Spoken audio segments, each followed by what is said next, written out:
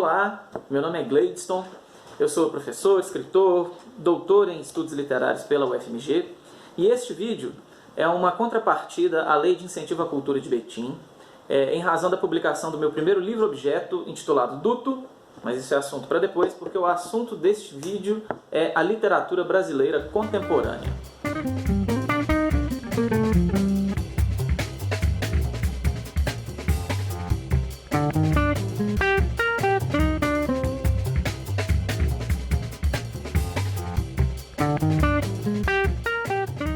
Essa fala se destina a alunos das escolas públicas de Betim, curiosos em geral, é apenas para dar uma noção geral do que seria a literatura brasileira contemporânea.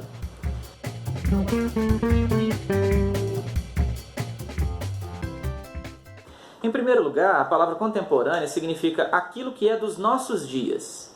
Então a literatura brasileira contemporânea é a literatura feita no Brasil hoje. Quer dizer que a literatura de ontem, semana passada, mês passado, não é mais literatura brasileira contemporânea? Não. Tem umas coisinhas a mais para acrescentar.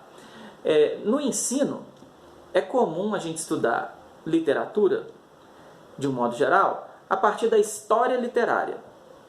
Nem sempre com a leitura das obras como seria desejável, como seria o melhor.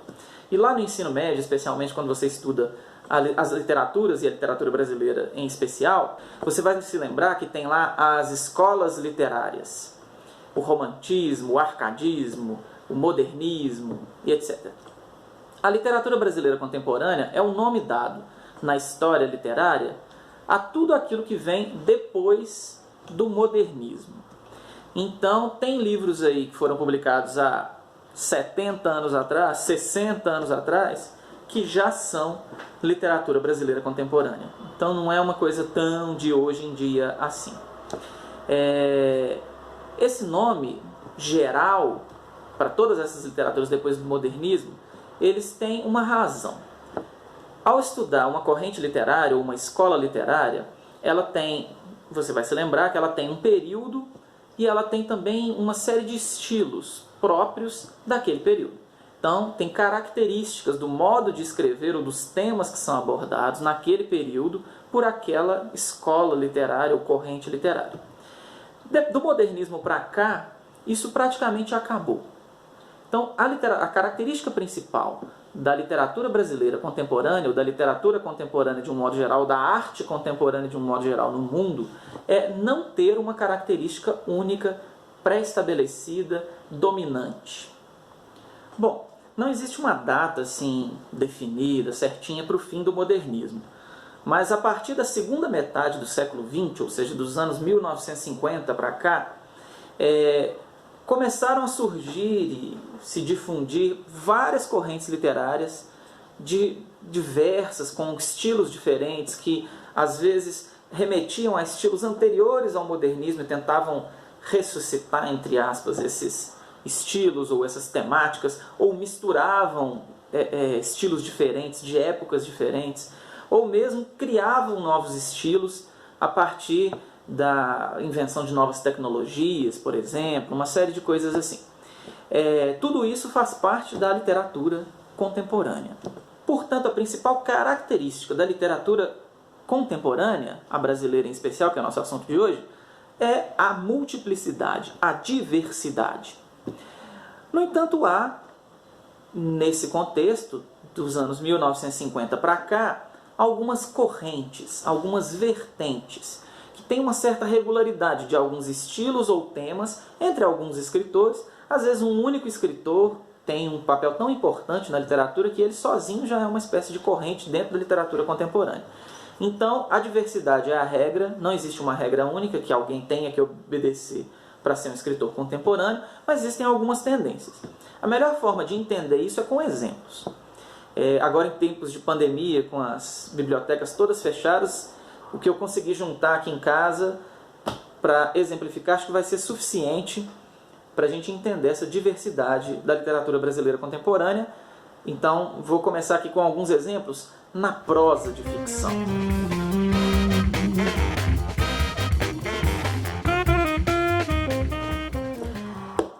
Começando por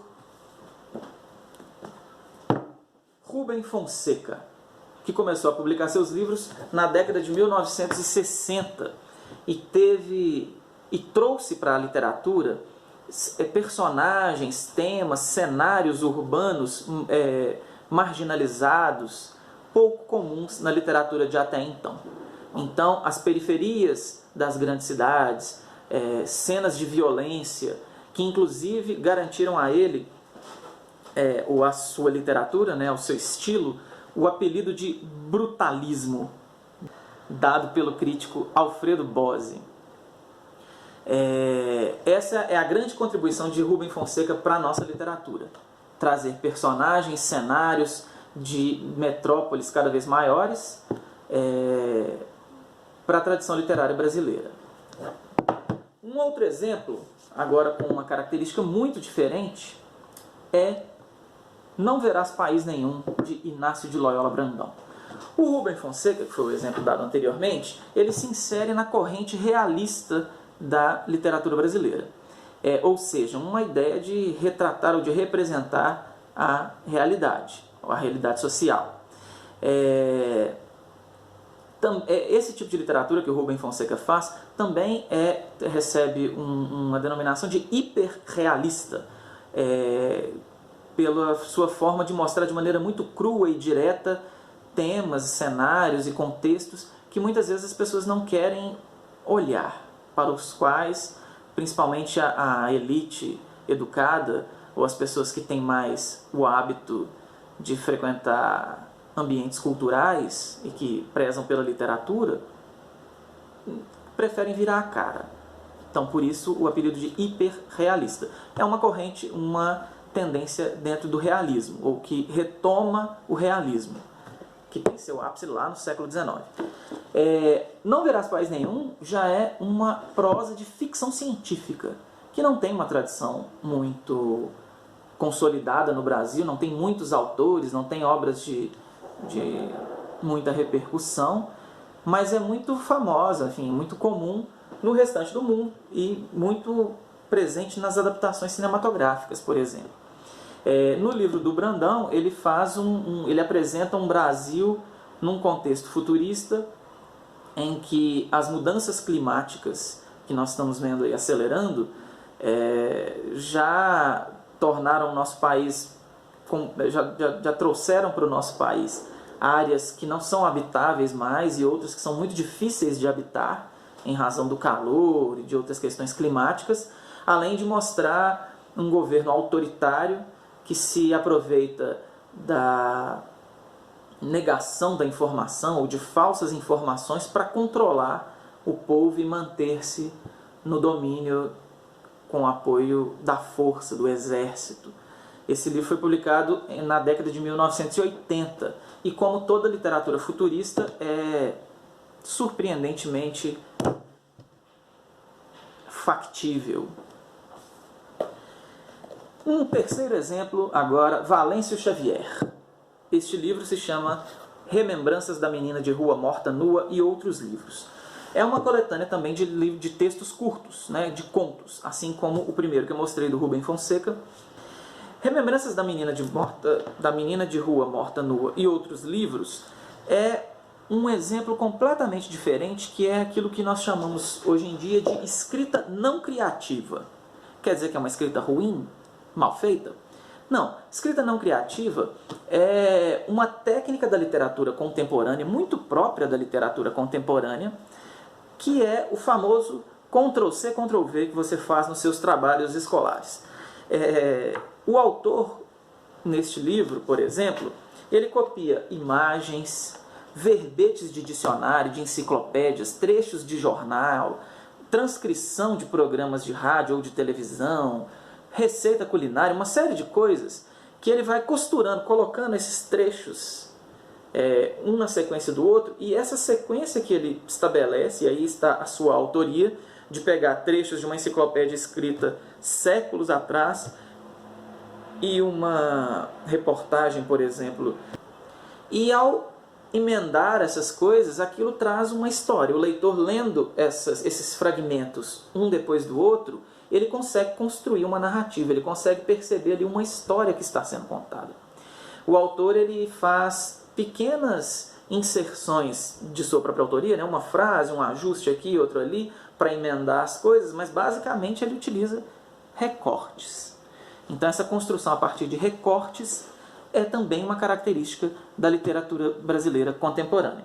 Perceba que nós já falamos de uma literatura realista, mas que não é aquela realista lá do século XIX, porque ela traz novos cenários e novos personagens, tanto que ganha um subtipo aí que seria hiperrealista.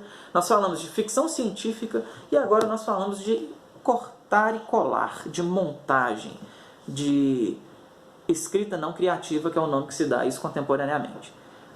Coisas completamente diferentes. Outro exemplo, A Tragédia Brasileira, que também foi publicado nas últimas décadas do século passado, de Sérgio Santana. Sérgio Santana, que foi um autor que faleceu este ano, assim como Rubem Fonseca, autores que estavam vivos aí até outro dia produzindo. A Tragédia Brasileira é denominado pelo seu autor como romance-teatro, porque ele pega características do teatro para escrever o seu livro, mas não é exatamente um roteiro de teatro, é um texto de ficção. Mas ele não pega só características do teatro e do romance, da literatura. Ele também pega características do cinema e características do ensaio, que estaria para a filosofia, por exemplo. Então, este livro exemplifica uma outra característica da literatura contemporânea, que é a de cruzar meios, de misturar formas diferentes de se fazer arte.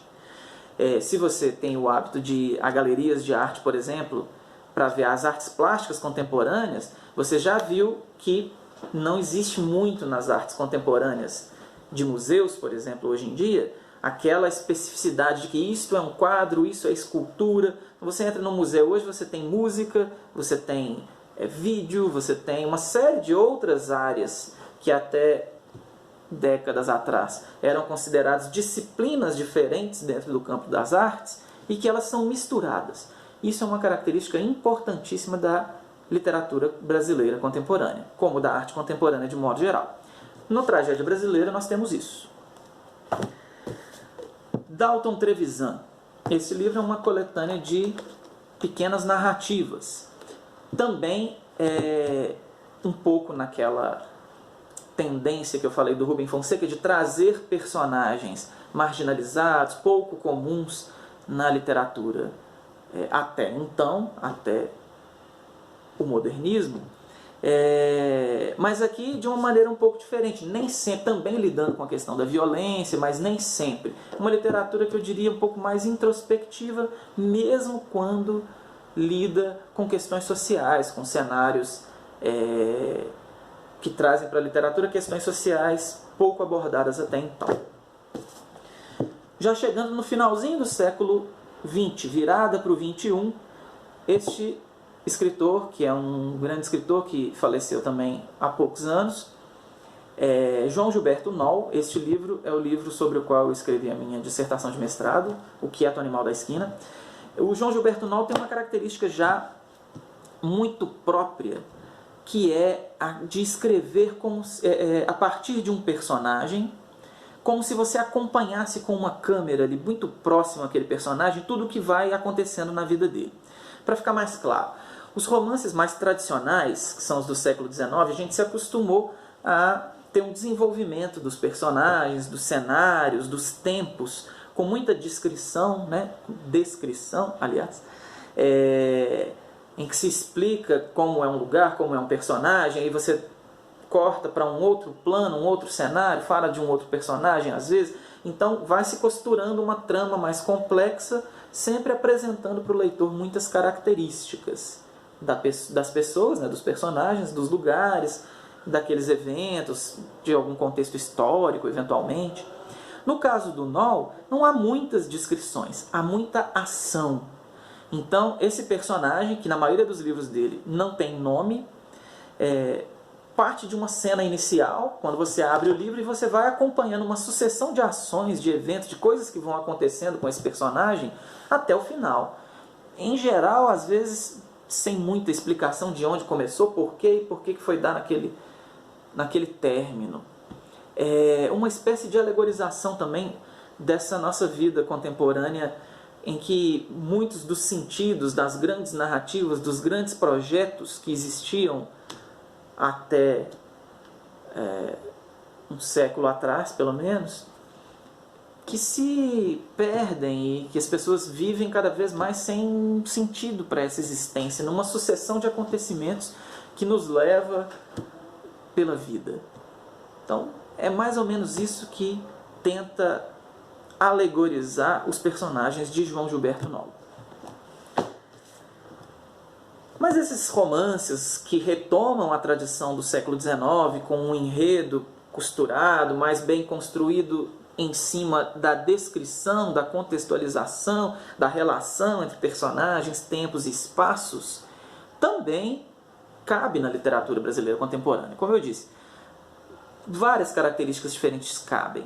Então, também existe uma tendência que retoma esse estilo e que o renova com contextos atuais, com problemas da nossa sociedade de hoje, mas que tem um pouco mais essa cara do romance tradicional do século XIX. Um grande escritor contemporâneo é este aqui, Milton Ratum. Esse livro, Dois Irmãos, virou até minissérie aí na televisão, e é um exemplo. Ele traz o contexto da cidade de Manaus na virada do século aí. Na verdade, como ele conta uma história de uma família, ele pega desde a Segunda Guerra e tem, eu não vou ficar aqui dando spoiler da história, mas ele faz uma reconstrução histórica e retrata a sua contemporaneidade nessa costura de tempos, espaços e personagens de uma maneira um pouco mais parecida com o romance tradicional. Um belo livro. Nessa mesma corrente, a gente tem outros autores com características muito próprias. Por exemplo, Chico Buarque, que ganhou recentemente aí o prêmio Camões de Literatura. Aqui eu tenho o livro Budapeste, em que ele problematiza uma questão muito atual, que é o personagem principal é um ghostwriter. O que é um ghostwriter? É uma profissão que no Brasil tem até problemas assim, com a legalização. É uma pessoa que escreve por outra pessoa e aí a publicação não sai no nome de quem escreveu. Para os nossos direitos autorais, por exemplo, isso é muito problemático, mas nos Estados Unidos é bastante comum. Então, às vezes, você tem o ídolo da sua banda preferida, o seu político preferido, escreve um livro sobre a vida dele, sai o nome dele lá. É muito possível que ele não tenha escrito, que outra pessoa com mais aptidão para a literatura tenha escrito aquele livro como ghostwriter. O título que sai na capa é o título de quem pagou. E aqui o personagem do Chico Buarque, ele faz isso no Brasil e, enfim, há uma série de problemas porque o livro ganha uma certa notoriedade, faz um certo sucesso e não é o nome do escritor, do autor real que está na capa. Isso, se vocês quiserem saber o que acontece, vão ler. Um outro livro nessa mesma ideia de retomar um pouco a estrutura tradicional do romance, está aqui Michel Laub, Diário da Queda, que é um livro que retoma, que faz uma narrativa de família a partir de personagens de gerações diferentes, que retoma a cultura judaica e que, enfim, apresenta de forma muito dramática, muito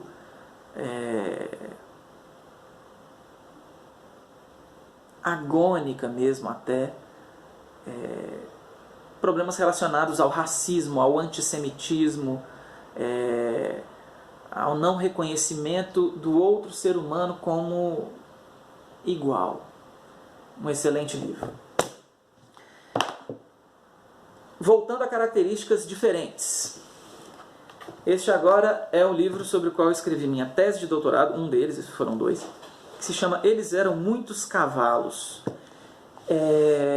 Isso também é um romance, como denominado pelo seu autor, só que se você abrir o Eles Eram Muitos Cavalos para ler, você vai ver que cada capítulo é completamente diferente do outro. Eles não se ligam, não tem uma história que vai continuando, um personagem que você vai acompanhando, temas que aparecem aqui, ou cenários e que depois vão ser retomados mais à frente, nada disso.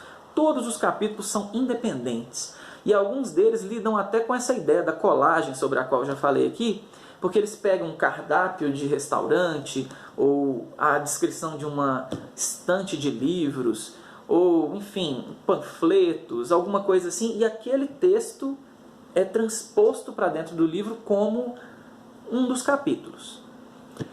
Não é exatamente igual o do Valêncio Xavier, porque nesse caso neste livro prevalece a escrita do próprio autor. A maior parte dos trechos são autorais, não são transcrições. E mesmo aqueles que são transcrições, não obrigatoriamente são transcrições fiéis ou reais, exatamente como algum texto que já existiu por aí no mundo.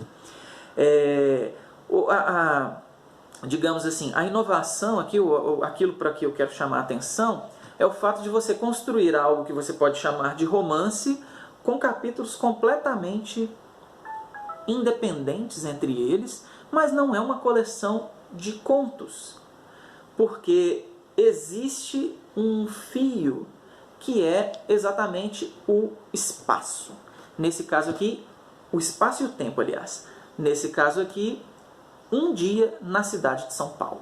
Então, como retratar um dia na cidade de São Paulo, a maior cidade do país, se há nessa cidade tanta multiplicidade de vozes, personagens, lugares, origens sociais, relações entre as pessoas. Então é como se, diante da impossibilidade de fazer uma coisa no modo tradicional, para descrever esse cenário contemporâneo, urbano, só resta o fragmento, a fragmentação. Então, cada capítulo é como se fosse de um bairro diferente, de um espaço diferente, de uma classe social diferente, e aquelas vozes todas estão falando ao mesmo tempo, como se você estivesse andando na rua, no centro da cidade, e ouvindo aquele burburinho, aquele brrr, de um monte de gente falando ao mesmo tempo, cada um assunto diferente. Então, é um pouco isso que o livro procura alegorizar. E o tempo, você percebe durante todo o livro a passagem do tempo. Ele começa de madrugadinha e termina na madrugada, já apontando para o dia seguinte. Então você vai acompanhando o período da manhã, a hora do almoço, o período da tarde, com os dados que aparecem ocasionalmente em um capítulo e outro. Então não tem nada a ver com a escrita realista, que tenta retomar o padrão, que descreve um pouco mais ou elabora um pouco mais a partir da descrição, sujeitos, tempos e espaços. Também não tem nada a ver com um romance que é mais de ação, que você acompanha um personagem desenfreado, atravessando uma existência. Também não tem nada a ver com o recortar e colar da escrita não criativa, não tem nada a ver com quer dizer, tem a ver, mas não é exatamente a mesma coisa, daquele que entrecruza os meios do teatro, do cinema e da literatura. Tudo isso são tendências da literatura brasileira contemporânea. E eu continuo. Um grande contista que recomendo toda a obra, especialmente os contos, é Marcelino Freire. Aqui o livro Contos Negreiros. Aqui são contos curtos, rápidos, que têm um diálogo com a oralidade. São contos bons de ler em voz alta. E que também se ocupam de questões sociais importantes. Neste livro em especial, desde a capa e o seu design mostram questões raciais, são abordadas aqui, inclusive numa retomada, numa citação indireta, numa relação intertextual com talvez seja a obra mais conhecida na época da luta pela liberdade dos negros escravizados no Brasil, que é Os Escravos, do Castro Alves. Especialmente O Navio Negreiro, que é o poema mais conhecido. Separei também, para falar de literatura brasileira contemporânea, um cronista, Rubem Alves. Aliás, Rubem Braga é o que eu tinha aqui em casa. Podia ser o Alves também. Só para dizer que na literatura contemporânea a crônica de jornal se difundiu muito como um estilo literário que na verdade nasceu lá no século XIX, mas que popularizou a literatura. Houve um momento no final do século XX em que cronistas eram verdadeiras celebridades, um momento em que as pessoas liam mais. E isso é importante marcar então a crônica curta, crônica jornalística curta, com uma linguagem mais acessível, digamos assim, mais simples, mais que permite uma literatura uma leitura mais fluida e mais dinâmica, como uma característica importante da literatura brasileira contemporânea. Então, esse tipo de crônica que até os nossos dias chegam nos grandes jornais. No polo oposto dessa linguagem mais simples, para se aproximar do leitor comum, que não tem tanto costume com a literatura, nós temos também aquelas obras que prezam muito pela linguagem, por uma elaboração de linguagem que ultrapassa até a história a ser contada. Mais importante é desenvolver uma linguagem do que desenvolver um tema ou uma história. Eu trouxe aqui um exemplo que até desenvolve mais a história, que é Desterro, de Luiz Krauss, porque ele se apropria um pouco dessa linguagem da crônica, introduz a ideia do memorialismo, então ele vai contar memórias da sua família, e não apenas, enfim, retomando a ideia, tem um tema aqui que é perseguido, que é do imigrante judeu que saiu da Alemanha no período da guerra e veio se estabelecer no Brasil e acabou ficando ali sem lugar, né? Ele ficou sem lugar na terra de onde ele teve que sair à força e também não encontrou seu lugar no novo país para onde veio, e ele fica ali desterrado, né? Que é a ideia do tema. São textos curtos que retomam a ideia da crônica, porque eles vão contextualizar, tem uma ideia de retratar o dia a dia, a cidade de São Paulo também é cenário aqui, só que a elaboração de linguagem ela é muito mais alta do que a crônica comum.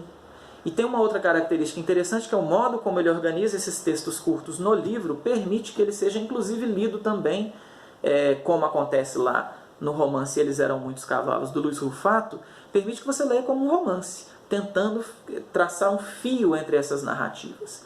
Neste caso, ele não é explicitamente denominado romance, mas há uma ligação entre os capítulos.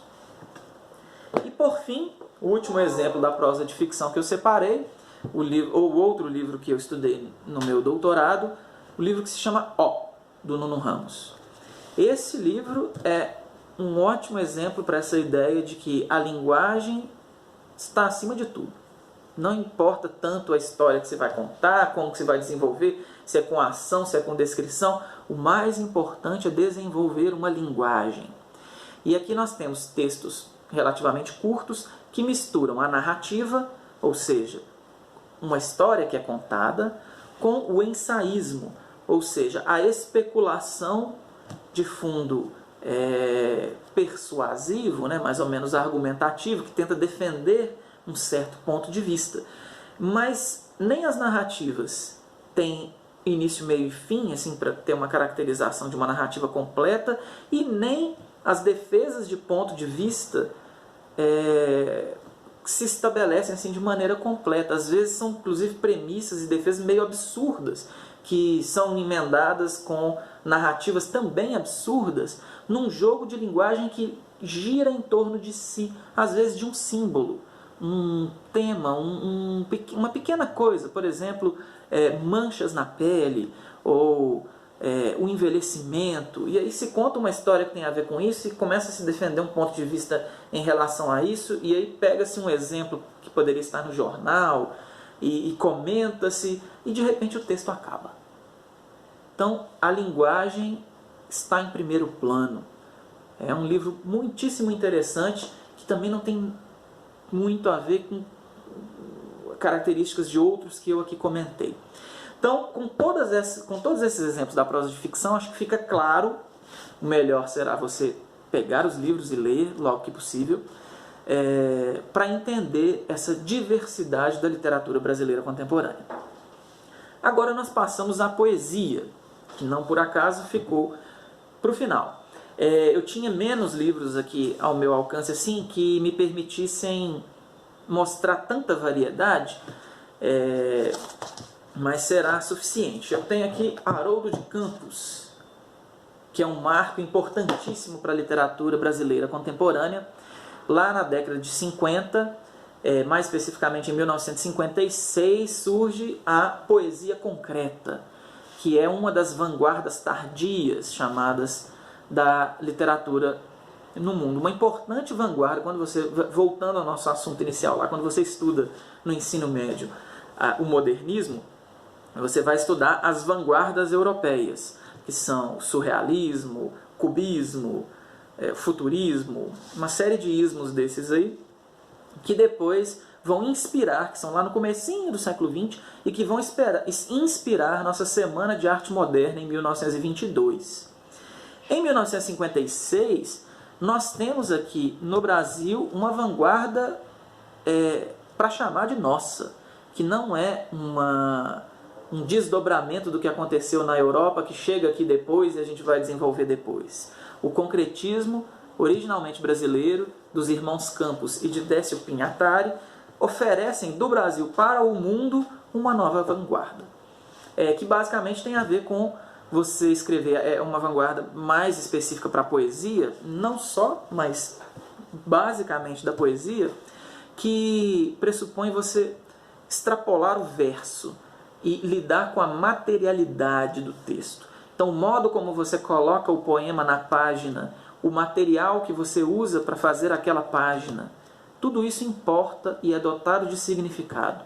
Não apenas o sentido daquelas palavras colocadas ali uma do lado das outras. Então, se o modernismo já tinha rompido com as métricas e os padrões de como fazer poesia, o concretismo vem romper com a própria palavra escrita na hora de fazer poesia e misturar muito com as artes plásticas.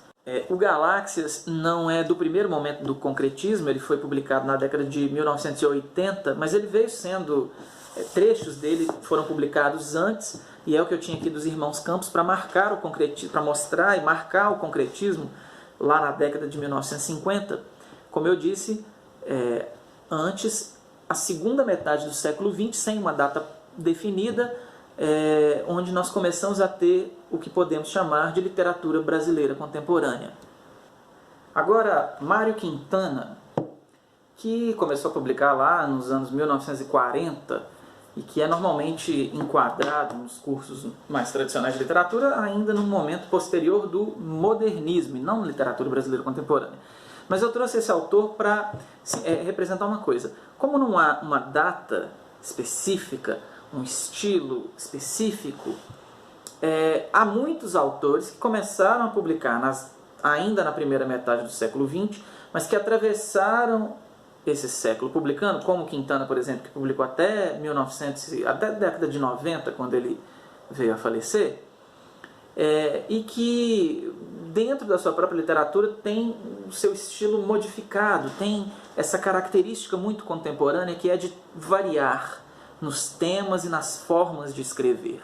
Um outro grande exemplo seria Drummond, mas aí eu não enquadraria Drummond aqui porque, como ele começa mais atrás ainda, na década de 1930, ele tem a sua grande obra bastante vinculada ainda ao modernismo, mas também é um autor que segue publicando na segunda metade do século XX, e aí tem outros que vão surgir nessa segunda metade, ainda na transição entre o que seria uma literatura modernista e essas correntes, essas vertentes da literatura contemporânea, como Leminski, como Manuel de Barros, entre outros, que são autores importantes e que estão também nesse contexto de transição da literatura moderna para a literatura contemporânea. Avançando no tempo agora muito, já pulando para o século XXI, eu vou aqui mostrar um livro de um autor que já passou por aqui, que é o Nuno Ramos, foi o último da prosa, só que aqui é um livro de poemas, Junco. E é um livro de poemas e fotografias. E são fotografias feitas especificamente para o livro, que não funcionam como ilustrações para os poemas. Então, naquela característica de cruzar meios e cruzar disciplinas diferentes dentro do campo das artes, o Nuno Ramos talvez seja o nosso melhor exemplo. Ele é mais conhecido internacionalmente como artista plástico, como escultor, pintor e realizador de instalações das artes plásticas, e tem importantes trabalhos também na literatura, e aqui tem as fotografias, que foram feitas para o livro. É como se fotografia contasse também uma história ou expressasse algo tanto quanto cada poema. Então a literatura não ilustra o poema. A fotografia não ilustra um poema. A fotografia é um poema a mais, um poema visual. Lá na poesia concreta, essa ideia de romper com o verso e lidar com a materialidade, com o tipo do material, com a forma de colocar a palavra na página, desenvolve também, a partir desses princípios, a poesia visual, que aqui tem uma influência sobre esse trabalho do Nuno Ramos a partir do momento em que ele junta fotografia e poesia na publicação de um livro de poemas. O último exemplo é de uma autora que é professora da UFMG, foi minha professora, Vera Casanova. Isto é propriamente um livro-objeto. O que é um livro-objeto? Ele então não tem a encadernação. Todos os livros que eu mostrei até aqui têm a encadernação tradicional. Mudam os estilos, mudam os temas, muda o jeito de colocar o texto ali dentro, mas todos eles são encadernados da maneira tradicional. Aqui você tem uma caixa e dentro da caixa você tem alguns poemas que vêm soltos, como se fossem cartões, alguma coisa assim. Então a poeta está lidando com essa materialidade de uma forma mais intensiva, mais expressiva, digamos assim, explorando mais essa característica da materialidade do próprio livro. E disso chegamos então, de todos esses princípios sobre os quais eu falei, ao livro Duto, propriamente dito, que é o causador da necessidade de fazer esta fala, este vídeo, que também lida então com vários desses princípios e procura então materializar na sua forma e no seu conteúdo toda a diversidade, ou a ideia de diversidade, toda não tem jeito, mas a ideia de diversidade que rege a literatura brasileira contemporânea. Ele também não está encadernado da maneira tradicional, numa alusão aí do seu título. Ele é um duto, ele é um tubo dentro do qual os poemas são dispostos livremente, sem uma ordem de leitura, e com tamanhos variados, acabamentos variados. E aí procura-se, com o material, com o tipo de papel, com as cores, com a forma como eles são apresentados aqui dentro, dialogar também com seus conteúdos e com as técnicas diferentes empregadas na composição de cada poema. Então, a literatura contemporânea basicamente é isso: uma bagunça, ou melhor, um território que vem depois do modernismo para os historiadores da literatura e que permite, que abre espaço para diferentes vertentes de escrita diferentes, com temas diferentes, com técnicas diferentes, com princípios diferentes, sem que haja, digamos assim, uma hierarquia entre eles. Não há, como em outros movimentos, aquela ideia de precisamos escrever dessa forma ou sobre este tema para superar ou para acrescentar algo que não foi feito no movimento passado. E dessa maneira acaba-se que aqueles autores que estão fora desse movimento dominante são meio que esquecidos. É muito comum que autores bons ou maus sejam esquecidos na história da literatura simplesmente por não se filiarem ao movimento dominante. Na literatura contemporânea não há um movimento dominante, todas essas vertentes cabem e aproveita-se, parte-se mais ou menos do pressuposto de que toda a contribuição que já foi dada na história da literatura, da filosofia, dos conhecimentos humanos, serve, cabe e é digno de ser transformado em arte. Então a ideia é intercruzar diferentes meios, discursos, intenções, técnicas, estilos, para que se possa criar a partir da multiplicidade, da diversidade, e não com a restrição a um pequeno clube ou a um pequeno grupo de pessoas que digam o que é certo e o que é errado. Então, diversidade é a marca da literatura brasileira contemporânea.